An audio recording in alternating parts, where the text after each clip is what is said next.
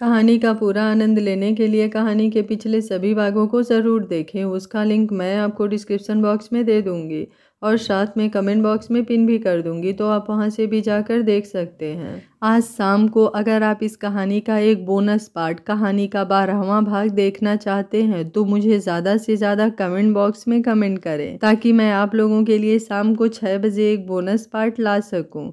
Comment करने में कंजूसी बिल्कुल मत करिएगा। तो चलिए शुरू हो जाइए और तब तक कहानी के इस पार्ट को एंजॉय कीजिए। रिवान शिवांगी को बताता है कि दरअसल ये प्रोजेक्ट मेरे अंडर है, लेकिन रिजॉर्ट किसी और का है। वो ये गिफ्ट अपनी माँ को देना चाहते हैं। विवान बोला, लेकिन सर आपको ये बात पहले बतानी चाहिए थी। रिवांश बोला, ये बात तो सही है, लेकिन इतनी बड़ी बात भी नहीं है। हमने उन्हें भी यहाँ पर बुलाया है, आप लोग भी उनसे मिल लीजिए। शिवांगी बोली, मिस्टर मेहरा, आपकी कंपनी इंडिया में ही नहीं पूरी दुनिया में टॉप पर आती है। हमें आपसे ऐसी लापरवाही की उम्मीद नहीं थी। रिवांश बोला, आप गलत समझ रही हैं मिस सिंह, ऐसा कुछ नहीं है। ये प्रोजेक्ट मेरे ही अंडर है। एक तरह से मेहरा कंपनी का ही प्रोजेक्ट है, बस उसे आपको ट्रांसफ़र किया है। हाँ, ये बात अलग है कि उस होटल का ऑनर कोई और है। विवान बोला, कौन है वो? रिवांश बोला, यहीं पर है, मैं अभी बुलाता हूँ। कहते हुए वो अपनी सेक्रेटरी को इशारा करता है। सेक्रेटरी उसकी बात समझकर बाहर चली जाती है। शिवांगी अपने साइन के पेपर पर एक नज़र डालती है। उसे अंदर ही अंदर गुस्सा आ रहा था, लेकिन थोड़ी देर के गुस्से के लिए वो प्रोजेक्ट अपने हाथ से नहीं जाने देना चाहती थी। कुछ मिनट में ही मीटिंग रूम का दरवाज़ा खुलता है। अच्छांश अनिकेत और कुणाल के साथ अंदर कदम बढ़ाते हुए शिवांगी को ही देख रहा था। शिवांगी जैसे ही अपनी नज़र उठाकर सामने देखती है, अच्छांश को देख उससे अंदर भरा गुस्सा चेहरे पर भी दिखने लगता है। रिवांश बोला, मिस सिंह, ये हैं अच्छांश सिंह सूर्यवंशी, जिनसे आपको कल पार्टी में मिलवाया था। यही रिसोर्ट के ऑनर हैं। विवान अच्छांश को देखते ही मन ये हो क्या रहा है समझ नहीं आ रहा। अच्छांश सिंह सूर्यवंशी खुद नंबर 1 बिजनेसमैन है। वो ये प्रोजेक्ट किसी और कंपनी के अंडर में क्यों दे रहा है? शिवांगी कुछ देर तक अच्छांश को गुस्से से घूरती है। अच्छांश मुस्कुराते हुए शिवांगी की तरफ हाथ बढ़ाकर, हेलो मिसेस सिंह। अच्छांश के मुंह से मिसेस सुनते ही रतन मेहरा, रिवांश, विवान के साथ वहां बैठे हुए सभी लोग हैरान हो जाते हैं। रिवांश बोला, अच्छांश, ये मिसेस नहीं मिस हैं। शिवांगी अभी भी चुपचाप अपने चेयर पर बैठी सामने रखे लैपटॉप को घूर रही थी। अच्छांश के चेहरे की मुस्कान उसके गुस्से को हवा देने का काम कर रही थी। उसकी पकड़ टेबल पर रखे शीशे के गिलास पर कस गई। विवान शिवांगी की तरफ देखते हुए, मैम। शिवांगी अपने आंखें बंद कर एक गहरी सांस लेते हुए, मिस्टर मेहरा, आपका रिजॉर्ट समय पर तैयार हो जाएगा, अब हमें चलना चाहिए। कहते हुए वो अपने चेयर से उठ खड़ी होती है। अच्छांश अभी भी उसकी तरफ अपना हाथ बढ़ाए खड़ा था। अनिकेत और कुणाल उसके पीछे खड़े थे। रतन मेहरा बोले, गुड डिसीजन लिया आपने। आखिर मेहरा के प्रोजेक्ट को कौन अपने हाथ से जाना देना चाहेगा? शिवांगी टेबल पर अपने एक हाथ रख हल्का सा झुकते हुए, अगर इतना ही कॉन्फिडेंस था तो पेपर साइन करने से पहले ये बात कहकर देखते। लेकिन कोई बात नहीं, शायद अभी आपने मुझे जाना ही नहीं। जिस दिन जान जाएंगे पैरों तले ज़मीन खिसक जाएगी, इंतज़ार कीजिए अब आसमान से नीचे धरती पर गिरने का, क्योंकि अब मैं धोखा देने वाले को माफ़ करना बंद कर चुकी हूँ। वो विवान को इशारा करते हुए मीटिंग हॉल से बाहर निकलने लगती है। रतन मेहरा और रिवान शिवांगी की बातें सुन कुछ देर के लिए हैरान हो गए थे। उन्हें बिल्कुल भी विश्वास नहीं हो रहा था कि जिस लड़की ने अभी बिजनेस में कदम रखा है वो वर्ल्ड के टॉप बिजनेसमैन से इस लहजे में बात करके गई है। अच्छांश शिवांगी को जाते देख जल्दी से उसके पीछे दौड़ते हुए, शिवांगी, मेरी बात तो सुनिए। लेकिन इस वक्त शिवांगी किसी से भी बात करने के मूड में नहीं थी। अच्छांश को इस तरह शिवांगी के पीछे जाता देख एक बार फिर से मेहरा के साथ सभी बैठे हुए लोग हैरान हो जाते हैं। कुणाल रिवांश की तरफ देखते हुए, सॉरी रिवांश, हमारी वजह से जो भी बातें हुई। रिवांश बोला, पहले तुम लोग पूरी बात बताओगे, आखिर क्यों ऐन वक्त पर फ़ोन करके अच्छांश ने पेपर साइन होने से पहले ये बात बताने से मना किया? चल क्या रहा है तुम लोगों के दिमाग में? अनिकेत बोला, रिवांश, क्या हम लोग अकेले में बैठकर बातें कर सकते हैं प्लीज़? रिवांश अनिकेत और कुणाल को देखते हुए बाकी सब एम्प्लॉय को वहाँ से जाने को कहता है। सभी को कुछ समझ नहीं आता, लेकिन वे लोग मीटिंग हॉल से बाहर निकल जाते हैं। रतन मेहरा बोले, मुझे ऐसा क्यों लग रहा है कि तुम लोग उस लड़की को जानते हो। अनिकेत बोला, अंकल जी वो लड़की अच्छांश की पत्नी है। ये सुनते ही रतन और रिवांश चिल्लाते हुए, व्हाट? दोनों को विश्वास नहीं हो रहा था कि उन्होंने जो सुना वो सच है। कुणाल और अनिकेत अपना सर हिलाते हुए, यही सच है। रतन मेहरा बोले, लेकिन कल पार्टी में तो उसके साथ एक दूसरी लड़की थी जिसे हम लोग अच्छांश की पत्नी के रूप में मिले थे। अनिकेत बोला, जी लेकिन वो एक धोखा है। अच्छांश शिवांगी से कॉलेज टाइम से ही प्यार करता था। कॉलेज पूरा होने पर उसने शादी कर ली थी, ये बात किसी को मालूम नहीं थी। और इस बीच दोनों के बीच कोई गलतफहमी आ गई जिससे दोनों एक दूसरे से दूर हो गए, लेकिन दोनों एक दूसरे से बहुत प्यार करते हैं। रतन मेहरा बोले, तुम बच्चों ने शादी को मजाक बनाकर रख दिया है। जब वो पहले से शादीशुदा था तो फिर दोबारा शादी करने की क्या ज़रूरत थी। इसमें उस लड़की का क्या कसूर? बेचारी वो तो बिना गलती के ही अब जिंदगी भर दुख उठाएगी। कुणाल बोला, ऐसा कुछ नहीं है अंकल जी, उस लड़की को जैसा आपने कल पार्टी में देखा था वैसी वो बिल्कुल नहीं है, बल्कि इन दोनों के बीच गलतफहमी की वजह भी वही है। अच्छांश उससे प्यार नहीं करता, ना ही उससे शादी करना चाहता था। वो तो उसके दादा ने ज़बरदस्ती अपने माथे पर गन पॉइंट करके उससे शादी करवाई है, इससे ज़्यादा कुछ नहीं। रिवांश बोला, लेकिन अच्छांश ने ये बात मुझे क्यों नहीं बताई? अनिकेत बोला, क्योंकि हम लोग खुद कल शिवांगी को कल रात पार्टी में देखे थे। 4 साल पहले वो कहाँ चली गई थी हम लोगों को मालूम नहीं था, बल्कि हम लोगों को सामने उसके बारे में बहुत गलत चीज़ बताई गई थी। हम लोग अभी आपको पूरी बात नहीं बता सकते, लेकिन प्लीज़ रिक्वेस्ट करते हैं कि अच्छांश का शिवांगी से मिलने का ये आखिरी मौका था, इसलिए हम लोगों ने पहले ये बात बताने से मना किया। रतन मेहरा बोले, तुम लोगों की वजह से वो लड़की हम लोगों से कैसे बात करके गई है, देखा है ना तुम लोगों ने। अनिकेत और कुणाल अपना सर झुका लेते हैं। रतन मेहरा मुस्कुराते हुए, लेकिन आई लाइक इट। उसका कॉन्फिडेंस, उसका एटीट्यूड सच में एक अलग ही जज्बा रखती है। बाहर शिवांगी अच्छांश की आवाज़ को अनसुना करते हुए आगे बढ़ रही थी। अच्छांश जल्दी से उसके सामने आते हुए रास्ता ब्लॉक कर देता है। सारे एम्प्लाई इन दोनों को देखने लगते हैं। मीटिंग हॉल से बाहर निकले लोग भी खड़े होकर इन दोनों को देख रहे थे। शिवांगी अच्छांश के इस तरह रास्ता रोकने से गुस्से से अपनी मुट्ठियां भींच लेती है। विवान बोला, सर आप ये क्या कर रहे हैं, प्लीज़ मैम का रास्ता छोड़िए। अच्छांश विवान की बातों को इग्नोर करते हुए, शिवांगी प्लीज़ एक बार मेरी पूरी बात सुन लीजिए। आप जैसा सोच रही हैं वैसा कुछ भी नहीं है। मैंने आपको कोई धोखा नहीं दिया है। शिवांगी जल्दी से अपना मोबाइल निकाल कर नीचे बॉडीगार्ड को कॉल करके ऊपर आने को कहती है। इस वक्त वो अपने गुस्से पर से कंट्रोल खो रही थी। अच्छांश का चेहरा उसके दिल में सारे दर्द फिर से ताज़ा कर रहा था। शिवांगी उसके साइड से होकर आगे बढ़ने लगती है, तभी अच्छांश जल्दी से उसका हाथ पकड़ लेता है। शिवांगी बिजली से भी तेज झटके से अपनी कलाई उसके हाथों से झटकती हुई बेहद ही सर्द आवाज़ में, मिस्टर सूर्यवंशी, ना ही मैं आपकी गुलाम हूँ ना ही आपकी रखैल। आइंदा से अगर ये हरकत हुई तो आपकी पूरी हाथ तोड़कर फेंक दूंगी। अच्छांश शिवांगी की आवाज़ सुन बेख्याली से उसे देखता रह गया। उसे इतना तो पता था कि शिवांगी उससे गुस्सा है, लेकिन आज उसकी आंखों में और उसके हर लफ्ज़ में उसके लिए नफरत झलक रही थी। अच्छांश बिल्कुल फ्रीज हो गया था। शिवांगी लिफ्ट की तरफ बढ़ गई थी। अच्छांश जल्दी से होश में आते हुए फिर से शिवांगी के पीछे दौड़ा, लेकिन लिफ्ट बंद हो चुकी थी। वो सीढ़ियों की तरफ भागा। विवान को कुछ समझ नहीं आ रहा था, उसके साथ ही ऑफिस के सारे एम्प्लॉय भी हैरान थे। शिवांगी नीचे आकर अपनी गाड़ी की तरफ बढ़ गई थी। बॉडीगार्ड जो लिफ्ट से ऊपर आए थे, विवान फिर से उन्हें नीचे लेकर जाने लगा। अच्छांश लगातार सीढ़ियाँ उतरते हुए हाँफने लगा था। उसका पूरा चेहरा पसीने से भीग गया। पूरी बॉडी में दर्द और थकान महसूस होने लगी थी, लेकिन दिल और दिमाग शिवांगी की तरफ लगे हुए थे। इधर अनिकेत और कुणाल, रिवांश और रतन के साथ जब मीटिंग हॉल से बाहर आए तो सभी लोगों को इस तरह हैरान देख अपने सेक्रेटरी से सारी बातें पूछी। सेक्रेटरी के मुंह से सारी बातें सुन अनिकेत और कुणाल भी नीचे की तरफ जाने लगे। अच्छांश जब तक नीचे पहुंचा, शिवांगी वहां से निकल गई थी। विवान भी बॉडीगार्ड की गाड़ी में बैठते हुए वहां से निकल गया। अच्छांश सब बुरी तरह हाफ रहा था। वो वहीं ज़मीन पर बैठ गया। आज उसे लग रहा था जैसे वो सच में हार गया हो। शिवांगी की नफरत महसूस करते हुए पूरी तरह से टूटने लगा था। जब तक अनिकेत और कुणाल नीचे आते वो पूरी तरह से अपने होश खोते हुए ज़मीन पर गिर गया था।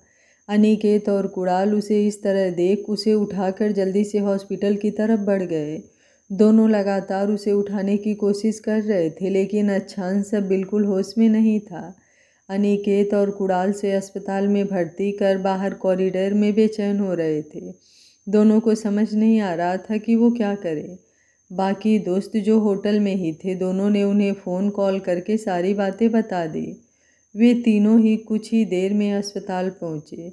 अंदर अच्छांश का ट्रीटमेंट शुरू हो गया था और बाहर ये पांचों आईसीयू के गेट की तरफ देख रहे थे। किसी के पास कुछ भी कहने के लिए कोई शब्द नहीं था। इधर शिवांगी जल्दी से होटल पहुंचकर अपने सामान पैक करते हुए विवान के साथ एयरपोर्ट के लिए निकल जाती है। दिमाग में बार बार कल से लेकर आज तक अच्छांश का संध्या का साथ होना सामने आ रहा था।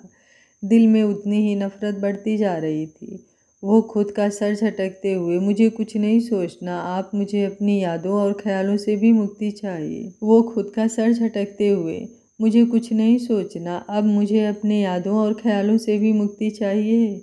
विवान शिवांगी को इतने गुस्से में देख कुछ भी पूछने की हिम्मत नहीं कर सकता था। आज पहली बार उसने शिवांगी को इतने गुस्से में देखा था। एयरपोर्ट पर फ्लाइट का इंतज़ार करते हुए शिवांगी अपने दिमाग को अच्छांश के तरफ से हटाने के लिए लैपटॉप पर काम करने लगी, लेकिन दिल अभी भी बार बार अच्छांश की तरफ ही जा रहा था, जिससे उसे गुस्से के साथ झुंझलाहट हो रही थी। उसने खुद को शांत करने के लिए हर मुमकिन कोशिश की, लेकिन दिल को शांति मिल ही नहीं रही थी। विवान चुपचाप एक तरफ बैठा था। फिर वो कुछ सोचकर खुद उद्भव सिंह को कॉल लगा दिया। जो भी उसे समझ आया था वो सारी बातें उद्भव सिंह को बता दिया। उद्भव सिंह ये सुनते ही परेशान हो गए थे। वो शिवांगी से बात करने के लिए उसके मोबाइल पर कॉल करने लगे, लेकिन इस वक्त शिवांगी किसी से बात करने के मूड में नहीं थी।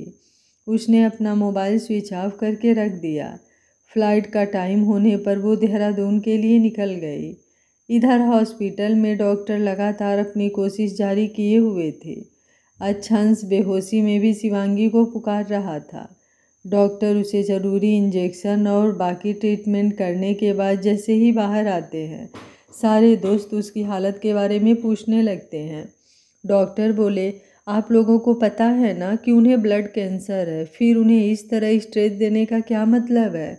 जस्ट कल रात ही वो अस्पताल में भर्ती थे और फिर आज ही आप लोग कर क्या रहे हैं? आखिर इतनी लापरवाही क्यों कर रहे हैं आप लोग? पांचों दोस्तों के पास इसका कोई जवाब नहीं था। अनिकेत बोला, डॉक्टर कुछ चीज़ें हमारे हाथ में नहीं होती, प्लीज़ बताइए ना, अब वो कैसा है? डॉक्टर बोले, अभी के लिए ठीक है, लेकिन अब हमें उनका ऑपरेशन जल्द से जल्द करना होगा। कैंसर पहला स्टेज पार कर चुका है। बार बार इस तरह उनका थकना और दिल दिमाग पर असर पड़ना इस बीमारी के लिए ठीक नहीं है। अगर जल्दी ऑपरेशन नहीं हुआ तो उसके बाद सब कुछ हमारे हाथ से निकल जाएगा। आप अपने जयपुर वाले डॉक्टर से संपर्क कर सकते हैं। कुणाल बोला, लेकिन ऑपरेशन के लिए डोनर चाहिए। डॉक्टर बोले, बिल्कुल, आप लोग जल्दी से जल्दी डोनर ढूंढिए, नहीं तो हम लोग भी अब कुछ नहीं कर सकते। मधुर बोला, उसे होश कब तक आएगा?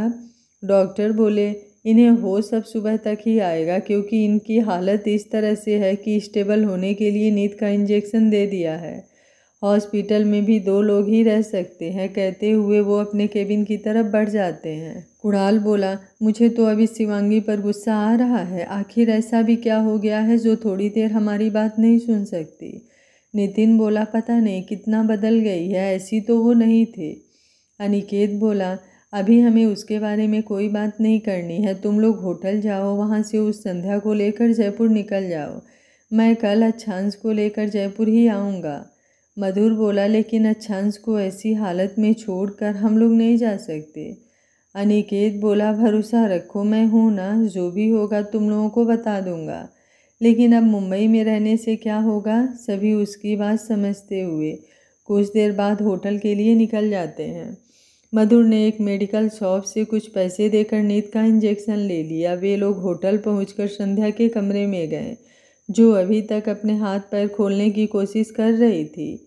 नितिन उसे इंजेक्शन लगाने के बाद उसके हाथ पैरों को खोल देता है। कुछ देर में चारों दोस्त उसे लेकर जयपुर के लिए निकल जाते हैं। वे लोग गाड़ी से ही जयपुर के लिए निकले थे ताकि संध्या को लेकर कोई दिक्कत ना हो। अनिकेत अच्छांश के कमरे में आकर सोफे पर बैठते हुए सारी बातें सोचने लगता है। तभी अच्छांश का मोबाइल बजने लगा जो टेबल पर रखा हुआ था। अनिकेत मोबाइल उठाकर देखता है तो उस पर उद्धव अंकल कॉलिंग लिखा आ रहा था। अनिकेत अच्छांश का चेहरा देखते हुए कॉल रिसीव कर लेता है। उद्धव सिंह बोले, बेटा क्या आप ठीक हैं? शिवांगी से कोई बात हुई क्या?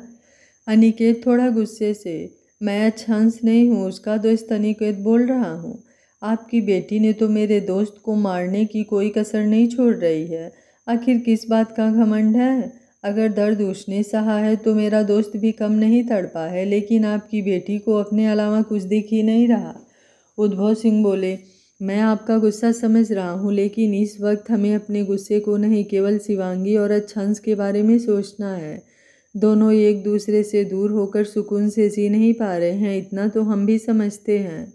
अनिकेत भी उनकी बात सुनकर थोड़ा नरम पड़ते हुए, तो क्या करूं अंकल जी, मेरा दोस्त फिर से यहाँ हॉस्पिटल में भर्ती है। आपको तो पता भी नहीं है कि उसकी क्या हालत हो गई है। उद्धव सिंह बोले, क्या हुआ? उन्हें कोई प्रॉब्लम है? सुबह भी अचानक से वो बेहोश हो गए थे। अनिकेत हड़बड़ाते हुए, अंकल जी हम इस बारे में बाद में बात करेंगे, लेकिन प्लीज़ एक बार शिवांगी को समझाइए। आप जानते हैं ना मेरा दोस्त गलत नहीं है, वो बेहोशी में भी बार बार उसको ही बुला रहा है। प्लीज़ उससे कहिए कि मेरे दोस्त की ज़िंदगी लौटा दे। उद्धव सिंह बोले, मैं समझ रहा हूँ बेटा, आप चिंता मत कीजिए। इस वक्त तो शिवांगी भी मुझसे बात नहीं कर रही है, अंदर ही अंदर अपने दर्द से लड़ रही है। विवान ने बताया कि वे लोग देहरादून के लिए निकल गए हैं। आप लोग एक काम कीजिए, अच्छांश की तबीयत सही होते ही आप उसे लेकर यहाँ देहरादून आ जाइए। मैं एक बार शिवांगी को समझाने की कोशिश करूँगा। अनिकेत बोला, ओके, मैं अच्छांश के होश आने पर बात करके बताता हूँ। अनिकेत कॉल रखने के बाद अच्छांश को देखते हुए, ये कैसी मोहब्बत है तेरी? तू उसके लिए यहाँ खुद को तिल तिल मार रहा है और वो देहरादून के लिए निकल गई। इधर शिवांगी फ्लाइट में सीट से सर टिकाए, कैसे इस दिल से आपकी यादों को निकालूं? मेरी सारी कोशिश फेल होती जा रही है। क्यों मैं चाह कर भी आपके ख्यालों से खुद को निकाल नहीं पा रही हूँ। अब आपको मुझसे क्या चाहिए? आप तो अपनी पत्नी के साथ खुश हैं, फिर भी मेरे पीछे क्यों पड़ गए हैं? अब तो मेरे पास ऐसा कुछ भी नहीं है जो मैं आपको दे सकूं, लेकिन अब बस कर दीजिए। आप अपनी ज़िंदगी में खुश हैं, मुझे मेरे हाल पर छोड़ दीजिए। पता नहीं क्यों आपकी बेवफाई के बाद भी अजीब सा दर्द हो रहा है, जैसे आप तकलीफ़ में हैं, लेकिन ऐसा कैसे हो सकता है? आपको भला क्या तकलीफ़ होगी? आज आपका दिल दुखाकर अच्छा तो मुझे भी नहीं लगा, लेकिन अब मैं किसी पर भरोसा नहीं करना चाहती, किसी पर भी नहीं। शिवांगी देहरादून के लिए निकल गई थी, दिल में बहुत सारी उलझन थी, लेकिन अब वो किसी पर भरोसा नहीं करना चाहती थी। अच्छांश हॉस्पिटल में भर्ती था, वो शिवांगी की नफ़रत सह नहीं पा रहा था। उसे समझ नहीं आ रहा था कि शिवांगी को कैसे मनाए। शिवांगी अगर एक पल के लिए अच्छांश के बारे में सोचने लगती तो दूसरे ही पल संध्या का चेहरा भी उसके सामने आ जाता। 4 सालों से अच्छांश से गुस्सा थी, ढेर सारी शिकायतें भी थी, लेकिन संध्या को साथ देखने के बाद उसकी उम्मीदें खत्म हो गई थी। उसे अब वो सारी बातें सच लग रही थी जो संध्या और विराज ने बताई थी। उसे खुद से नफरत हो रही थी और ये नफरत उसे अच्छांश से भी हो रही थी। अब उसे डर लग रहा था कि कहीं अच्छांश उसके बेटे को ना छीन ले। अगली सुबह लगभग 4 बजे अच्छांश को होश आता है। अनिकेत वहीं सोफे पर सोया हुआ था। सारी बातें याद करते हुए वो ऑक्सीजन मास्क हटा बेड पर बैठता है, अपने हाथों से ड्रिप निकालते हुए मोबाइल उठाकर देखता है। टाइम और डेट देखकर अपनी आंखें बंद कर लेता है।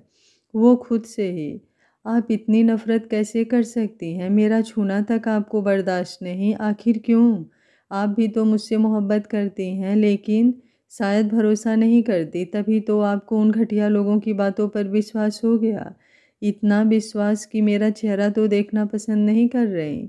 लेकिन मैं क्या करूं, वैसे भी मौत के करीब बढ़ रहा हूं। बस एक बार आपकी आंखों में अपने लिए मोहब्बत देखना चाहता हूं। आपकी नफ़रत लेकर शायद चैन से मर भी ना पाऊँ। प्लीज़ जान, एक बार मेरी बात सुन लीजिए। वो खुद से ही बातें करने में व्यस्त था। तभी अनिकेत की नींद टूट गई। अच्छांश को इस तरह बैठा देख उसके पास आते हुए, तू ठीक तो है ना? अच्छांश अपनी आंखें खोलते हुए, मुझे मेरी शिवांगी के पास जाना है, प्लीज़ यार, तुम लोगों ने बहुत किया है मेरे लिए, बस शिवांगी को मेरे पास ला दे, उसके बाद कुछ नहीं मांगूंगा। अनिकेत बोला, तुझे अभी भी उसी के पास जाना है, लेकिन वो कल रात ही देहरादून चली गई है। अच्छांश बोला, समझ नहीं पा रहा हूँ यार, उसकी नाराज़गी समझ आती है, लेकिन नफ़रत नहीं यार, उसकी नफ़रत की वजह कुछ और है। अनिकेत बोला, उद्धव अंकल का फ़ोन आया था, उन्होंने तुम्हें देहरादून बुलाया है। अच्छांश बेड पर से उतरते हुए, तो सोच क्या रहा है, तुझे पहले बताना चाहिए था ना? अनिकेत उसके कंधे पर हाथ रखते हुए, प्लीज़ यार एक बार और सोच ले, मुझे नहीं लगता शिवांगी तुझे दूसरा मौका देना चाहती है। अच्छांश बोला, चाहे वो कोई मौका नहीं देना चाहती, लेकिन मैं कोई मौका छोड़ना नहीं चाहता। मेरी सांसें केवल उसके लिए हैं और जब तक ये सांसें चलेगी मैं कोशिश करना नहीं छोड़ सकता। अब तो मुझे खुद पर भी गुस्सा आ रहा है कि क्यों 4 साल पहले मैंने उसे ढूंढने की कोशिश नहीं की। थोड़ा बहुत विराज के बारे में पता लगाया, लेकिन फिर सब छोड़ दिया। क्यों मुझे अपनी शिवांगी पर भरोसा नहीं हुआ? क्यों मैंने किसी और की बात मान ली? लेकिन मैं अब एक पल भी बर्बाद नहीं कर सकता, मैं अपनी कोशिश ज़रूर करूँगा। अनिकेत बोला, चल ठीक है, मैं डॉक्टर से बात करके आता हूँ। अच्छांश बोला, जल्दी आ, मैं वहाँ की टिकट देखता हूँ। अनिकेत बाहर आ जाता है। रिसेप्शन पर बिल क्लियर करवा कर उसको लेकर पहले होटल आता है, फिर अपना बैग पैक कर एयरपोर्ट के लिए निकल जाता है। फ़्लाइट 2 घंटे बाद की थी। अच्छांश बेचैनी से एयरपोर्ट पर फ्लाइट का इंतज़ार कर रहा था। वो उद्धव सिंह को मैसेज करता है। उद्धव सिंह बताते हैं कि शिवांगी देहरादून पहुंच गई है, अभी वो अपने कमरे में है। अच्छांश किसी तरह ये 2 घंटे काटता है। फ्लाइट टेक ऑफ होते ही शिवांगी की यादों में खोते हुए आंखें बंद कर लेता है। देहरादून पहुंचने में लगभग 4 घंटे लगने वाले थे। अनिकेत भी सारे दोस्तों को मैसेज करके ये बता चुका था। वो लोग भी जयपुर 1 घंटे पहले ही पहुंचे थे। संध्या को अपने ऑफिस के बेसमेंट में जंजीरों से बांधने के बाद वे लोग अपने अपने घर के लिए निकल जाते हैं। अस्मिता जी को कल से थोड़ा अजीब सा महसूस हो रहा था। कल रात तो संध्या से थोड़ी बात हुई थी, उसके बाद सुबह से अभी किसी से बात नहीं हुई थी। उन्होंने अच्छांश को 1-2 बार कॉल किया, लेकिन अच्छांश ने उनका कॉल रिसीव नहीं किया। पता नहीं क्यों उसे एक डर लग रहा था कि राघवेंद्र सिंह के साथ उनका भी हाथ ना हो। उसके दिमाग से ये बात बिल्कुल नहीं जा रही थी कि जिस दिन शिवांगी के यहाँ जाना था उसी दिन अचानक तबीयत खराब हो गई। आखिर क्यों? उद्धव सिंह ने जब से शिवांगी का सच बताया था, अब उसके सामने सारी चीज़ें क्लियर हो रही थी। अब वो सबको शक की नज़रों से देख रहा था। उस दिन की हर एक घटना 1000 बार सोच रहा था। शिवांगी आधी रात तक देहरादून पहुंच चुकी थी। उद्धव सिंह इतनी रात को उससे कुछ कहना सही नहीं समझा। शिवांगी अपने कमरे में आकर बेड पर लेटी अच्छांश के बारे में ही सोच रही थी। अब वो बुरी तरीके से उलझी हुई थी। उसे समझ नहीं आ रहा था कि अच्छांश को उससे क्या बात करनी है। वो संध्या के साथ खुश है, फिर उसे क्या चाहिए? सारी रात उसकी भी आंखों आंखों में ही कटी। नींद का एक कतरा भी आज आंखों में नहीं था। सुबह उठते ही वो उद्धव सिंह के कमरे में आकर अपने बेटे से मिली। वो अभी सो रहा था। उसके माथे को चूमते हुए वो अपने कमरे में आकर फ्रेश होने लगी। सर में बहुत ज़्यादा दर्द हो रहा था, इसलिए अब वो कुछ भी सोचना नहीं चाहती थी। लेकिन क्या ये उसके बस में था? शायद नहीं, क्योंकि अगर ऐसा होता तो कब का अच्छांश को अपनी जहन से निकाल कर फेंक देती। वो तैयार होकर ब्रेकफास्ट टेबल पर आई। उद्धव सिंह उसका ही इंतज़ार कर रहे थे। नाश्ता करते हुए उन्होंने प्रोजेक्ट के बारे में पूछा। शिवांगी भी उन्हें सारी बात बताती है। उद्धव सिंह बोले, बेटा मेरी एक बात मानोगे? शिवांगी बोली, डैड आप मुझे कुछ भी कह सकते हैं, मैं सारी बातें मानूंगी, बताइए क्या चाहिए आपको? उद्धव सिंह बोले, बेटा मुझे तो सिर्फ तेरी खुशियाँ चाहिए। देख बच्चा, तेरी बातों से मुझे लग रहा है एक बार अच्छांश को मौका देना चाहिए। शिवांगी ये सुनते ही अपने चेयर से उठ खड़ी होती है। उद्धव सिंह उसका हाथ पकड़ते हुए, देख बेटा एक बार मेरी बात मान, तुझे उसे लाइफ में नहीं लाना मत ला, तुझे उससे दूर रहना तो दूर रह। लेकिन शिवांगी उद्धव सिंह की बातें सुन कन्फ्यूजन से, लेकिन क्या डैड? उद्धव सिंह बोले, बस इतना कि एक बार उसकी बात सुन ले, फिर तू जो भी सोचेगी, जो भी चाहेगी, तुझे कोई नहीं रोकेगा। एक बार सोच कर देख, आखिर क्यों वो तुझसे बात करना चाहता है? क्या उसकी आवाज़ में कहीं कोई नफ़रत थी, गुस्सा था या रिक्वेस्ट था? शिवांगी सोचने लगती है। उसे अच्छांश की बातों का दर्द अब साफ-साफ महसूस होने लगा था, जिसे उसने गुस्से में इग्नोर करने की कोशिश की थी।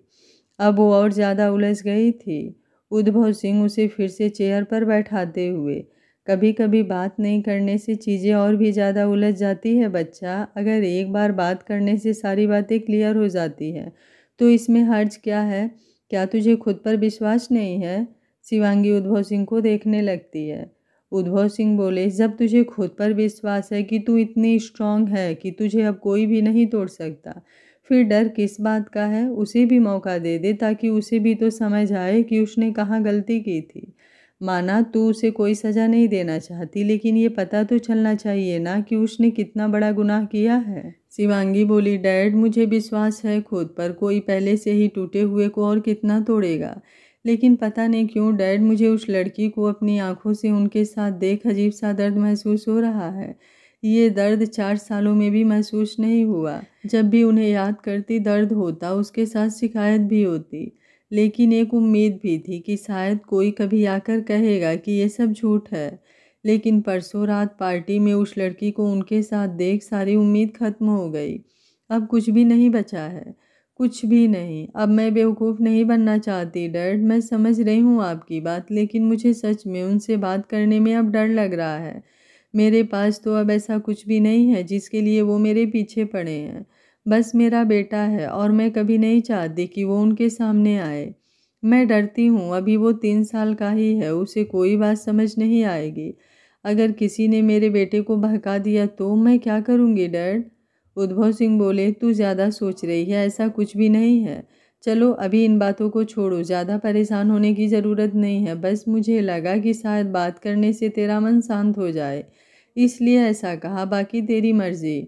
शिवांगी चुपचाप उठकर ऑफिस के लिए निकल जाती है, लेकिन अब उसके दिमाग में बार बार अच्छांश का उसके पीछे आना और अपनी कोई बात कहने की कोशिश करना याद आ रहा था। वो ऑफिस में आकर अपना पूरा मन काम में लगाना चाहती थी, लेकिन अब अच्छांश की बातें उसे बेचैन कर रही थी। अब उसकी कही हर एक बात उसके कानों में गूंज रही थी। मेरी बात सुनिए, मैंने आपको कोई धोखा नहीं दिया। शिवांगी खुद से ही बोली। उनके कहने का क्या मतलब था? कौन से धोखे की बात कर रहे थे? कुछ समझ नहीं आ रहा। क्या डैड सही कह रहे थे? मुझे एक बार उनकी बात सुननी चाहिए थी, लेकिन क्या सुनती मैं? आखिर में जब दिल और दिमाग के जंग में हार जाती है तो रिवांश मेहरा को कॉल करके अच्छांश का नंबर लेती है। नंबर देखते ही उसे याद आता है कि ये वही नंबर था जो अच्छांश ने दिया था। वो कांपते हाथों से वो नंबर अपने मोबाइल में डायल करती है। कैसा इत्तेफाक था, जब बरसों पहले वो नंबर मिला तो उसके पास मोबाइल नहीं था। आज नंबर मिला तो बात करने के लिए कुछ सूझ नहीं रहा था। अंगुलियां उस नंबर को डायल करते हुए कांप रही थी। कुछ देर में नंबर जैसे ही स्विच ऑफ बताया, शिवांगी की होठों पर फिर से एक व्यंग्यात्मक मुस्कुराहट बिखर गई। वो खुद से ही, देखा डैड, मेरी किस्मत इतनी अच्छी नहीं हो सकती है। चलिए, आपकी बात का मान भी रह गया। अब दिल थोड़ा सा हल्का भी हो गया। अब वो सारी बातें झटकते हुए फिर से अपने काम में लग जाती है। इधर अच्छांश के फ्लाइट में होने की वजह से उसका नंबर स्विच ऑफ बता रहा था। लगभग 10 बजे के करीब अच्छांश की फ़्लाइट देहरादून में पहुंच चुकी थी। जैसे ही बाहर निकला, मोबाइल पर नोटिफिकेशन आना शुरू हो गए, लेकिन अभी तो उसे शिवांगी के पास पहुंचने की जल्दी थी। अनिकेत बोला, क्या तुझे उद्भव अंकल का एड्रेस मालूम है? अच्छांश नामे सिर हिलाते हुए अपना मोबाइल लेकर उद्भव सिंह का नंबर डायल करता है। तभी उसे एक अनजान नंबर से मिस कॉल देख थोड़ी हैरानी होती है, लेकिन फिर वो ज़्यादा ध्यान ना देते हुए उद्भव सिंह से बात करने लगता है। वो उसे अपने घर का एड्रेस देते हुए ड्राइवर भेजने को कहते हैं, लेकिन अच्छांश मना करते हुए एक कैब बुक करके उनके घर के लिए निकल जाता है। शिवा छूटने के बाद शिवांगी को ढूंढ रहा था। उद्भव सिंह बताते हैं कि वो ऑफिस गई है, इसलिए वो गुस्सा होकर सोफे पर मुंह फुलाकर बैठा था। उद्भव सिंह ने शिवांगी से बात करके उसके बेटे का हाल समाचार बताया। शिवांगी वीडियो कॉल पर शिवाच को मनाते हुए उसे शाम को घुमाने का वादा करती है। घूमने के नाम पर शिवाच खुशी से उछलने लगता है। वो जल्दी जल्दी दलिया खाकर दूध पीता है, फिर अपने नानू के साथ गार्डन में बॉल से खेलता है। थोड़ी देर खेलने के बाद उद्भव सिंह उसे लेकर हॉल में आते हैं। अब दोनों टीवी पर बैठकर कार्टून देख रहे थे। वे दोनों अभी टीवी देख रहे थे कि तभी अच्छांश का कॉल आ जाता है। कॉल रखने के बाद वो मेड को लंच में कुछ लजीज डिश तैयार करने को कहते हैं। फिर वो शिवाच के साथ बैठकर अच्छांश का इंतज़ार करने लगते हैं। लगभग 11:15 पर अच्छांश उद्भव सिंह के घर पहुंच गया था। गाड़ी की आवाज़ सुन उद्भव सिंह बाहर निकलकर आते हैं। अच्छांश और अनिकेत को देख मुस्कुराते हुए उसकी तरफ बढ़ जाते हैं। वे दोनों भी आकर उनका पैर छूकर प्रणाम करते हैं। उद्भव सिंह दोनों को लेकर घर के अंदर आते हैं। शिवाच पॉपकॉर्न खाते हुए निंजा हथौड़ी को देख रहा था। अच्छांश को देखते ही वो सोफे से फिसल कर उतरने लगा। अच्छांश जल्दी से आगे बढ़कर उसे अपनी गोद में ले लेता है। शिवाच उसके गले में अपने दोनों हाथ डालते हुए खुशी से पापा पापा करने लगता है। अच्छांश उसके चेहरे पर चूमते हुए, कैसा है मेरा बच्चा? शिवाच बोला, आई एम गुड, लेकिन मैं आपसे गुच्छा हूँ। आपने कहा था जल्दी मिलने आएंगे और हमें घूमने भी ले जाएंगे। अच्छांश अपने एक हाथों से अपना कान पकड़ते हुए, सॉरी बच्चा, वो कल कुछ ज़रूरी काम में फंस गया था, लेकिन देखिए मैं जल्दी से काम से छुट्टी लेकर आपके पास आ गया। अब हम ढेर सारी मस्ती करेंगे। शिवाच खुश होते हुए, ओके। तभी अनिकेत, अरे मुझे भी तो मिलाओ मेरे भतीजे से, अपने बेटे को देखते ही मुझे भूल गए। अच्छांश मुस्कुराते हुए, बच्चा ये आपके अनिकेत चाची। अनिकेत अपने पॉकेट से ढेर सारे चॉकलेट निकालते हुए उसे अपनी गोद में ले लेता है। शिवाच भी चॉकलेट देख जल्दी से उससे घुल मिल जाता है। उद्भव सिंह दोनों को बैठने को कहते हैं। मिट जल्दी से चाय पानी लेकर आती है। अच्छांश शिवाच के लिए ढेर सारे खिलौने जो उसने अभी आते वक्त रास्ते में लिया था वो सब निकाल कर दे देता है। शिवाच इतने सारे खिलौने देख अच्छांश की गोद में उछलते हुए उसके गालों को चूम लेता है। उद्भव सिंह हंसते हुए, बस 2 दिन बाद एक खिलौने कितने पार्ट में मिलेंगे किसी को नहीं पता।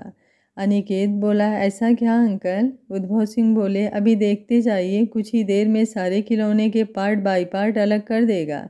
जाने इसे खिलौने तोड़ने में क्या मिलता है।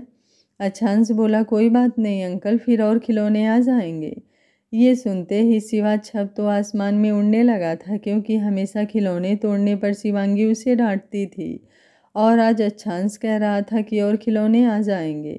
इससे ज़्यादा उसके लिए खुशी की बात क्या हो सकती है। अच्छांश अपने बेटे के चेहरे पर छाई खुशी महसूस करते हुए बहुत खुश हो रहा था। अनिकेत भी उसके साथ मस्ती में लग गया था। उद्भव सिंह बोले, आप दोनों फ्रेश हो जाइए, लंच तैयार हो गया है।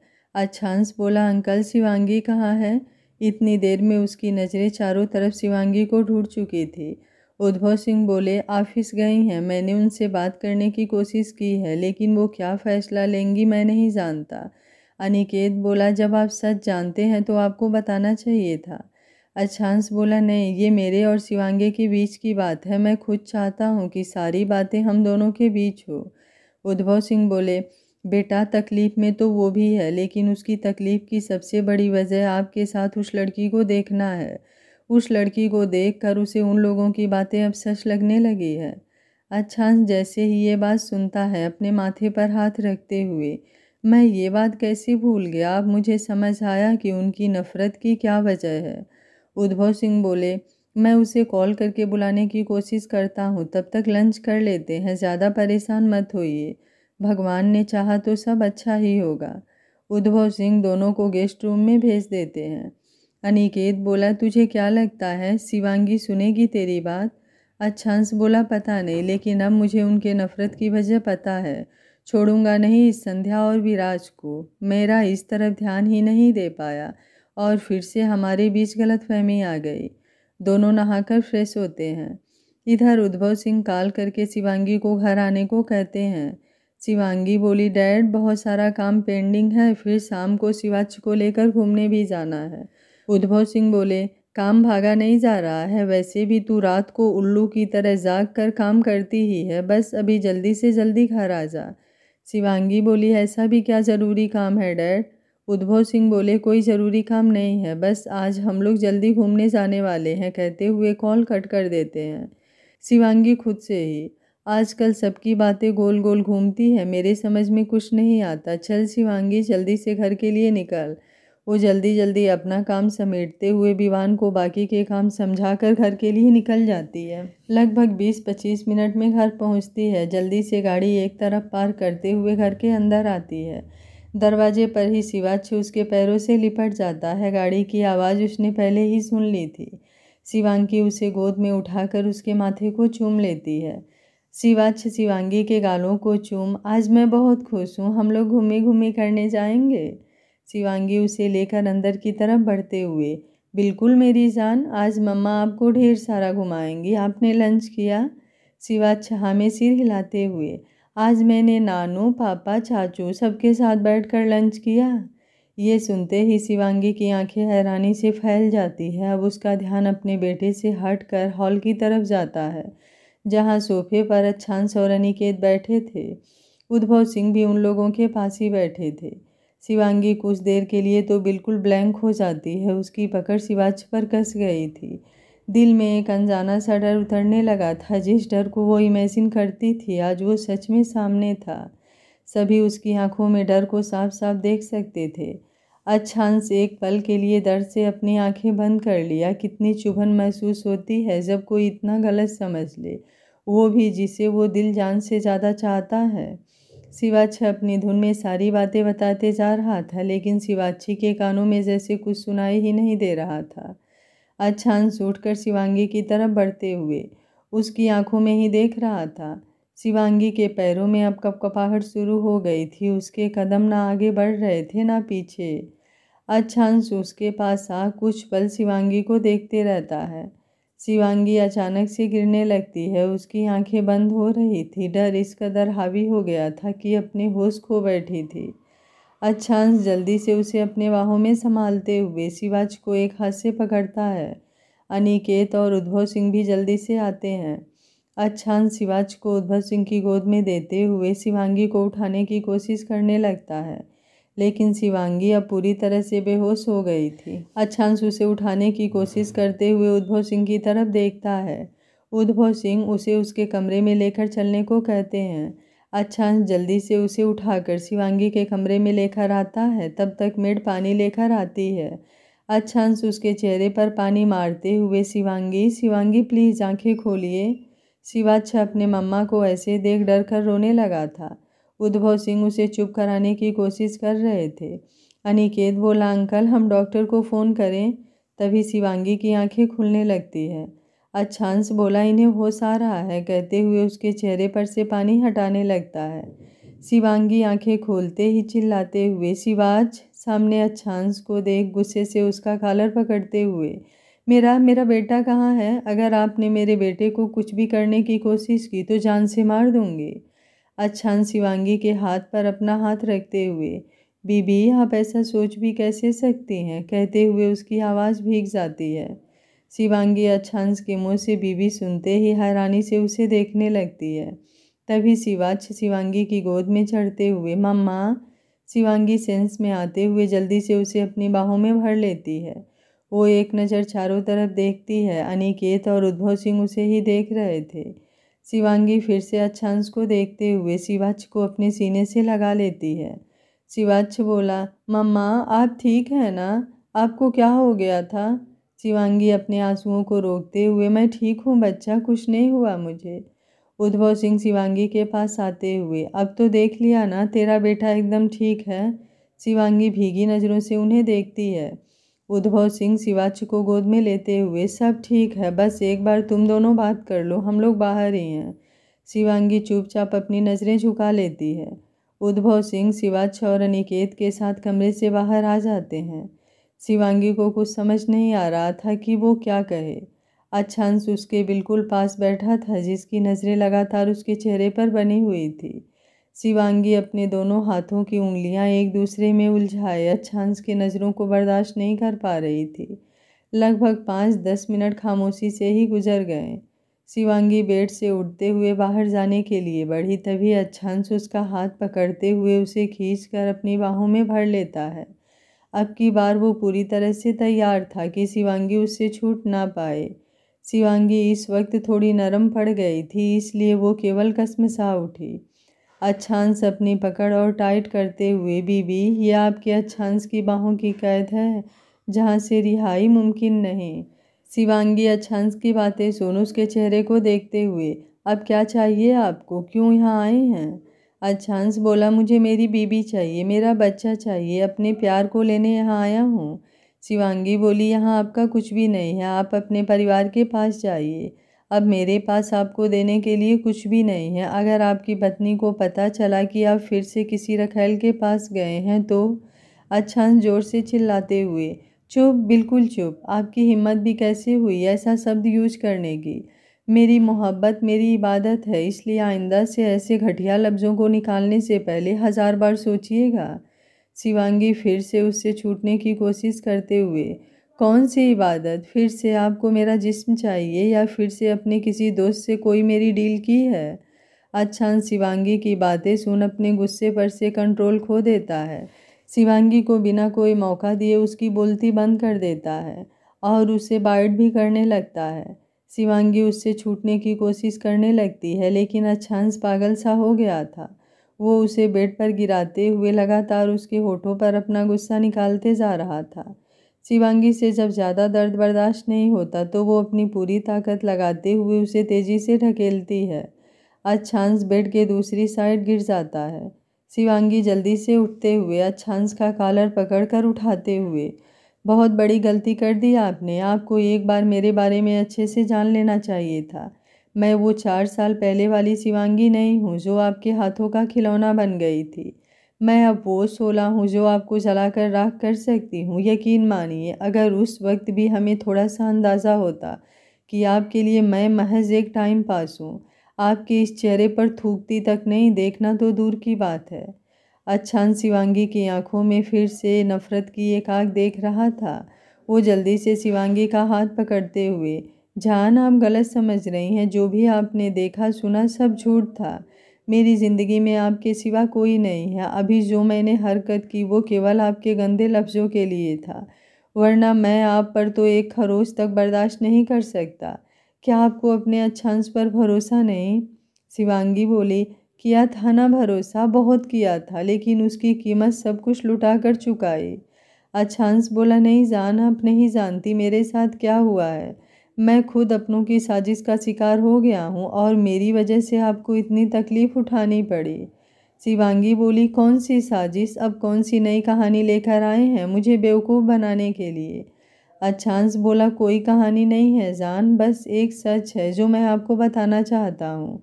आप सुनेंगी ना मेरी बात? बस एक बार, उसके बाद आप खुद ही डिसीजन ले सकती हैं कि ये कहानी है या सच।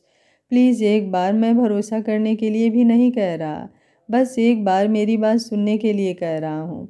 शिवांगी अच्छांश की आंखों में देखते हुए कुछ देर तक समझ नहीं पाती, तभी उसे सुबह उद्भव सिंह की बातें याद आती है।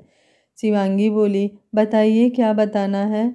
अच्छांश शिवांगी को बेड पर बैठाते हुए खुद नीचे फर्श पर बैठ उसके दोनों हाथों को थाम लेता है।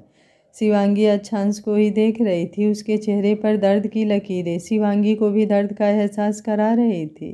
अच्छांश शिवांगी स्पेशल पार्ट आज शाम को 6 बजे आएगा, तो अगर आप उस पार्ट को देखना चाहते हैं तो ज़्यादा से ज़्यादा कमेंट ज़रूर करिएगा। मैं आप लोगों के लिए बोनस पार्ट ला रही हूँ, तो आपसे उम्मीद कर सकती हूँ कि आप लोग कमेंट करने में बिल्कुल भी कंजूसी नहीं करेंगे।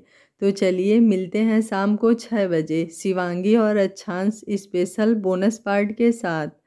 उम्मीद करती हूँ कहानी आप लोगों को पसंद आ रही होगी। अगर कहानी अच्छी लग रही है तो वीडियो को लाइक, शेयर एंड चैनल को सब्सक्राइब कर लीजिए। Thank you for watching. मिलते हैं कहानी के अगले भाग में।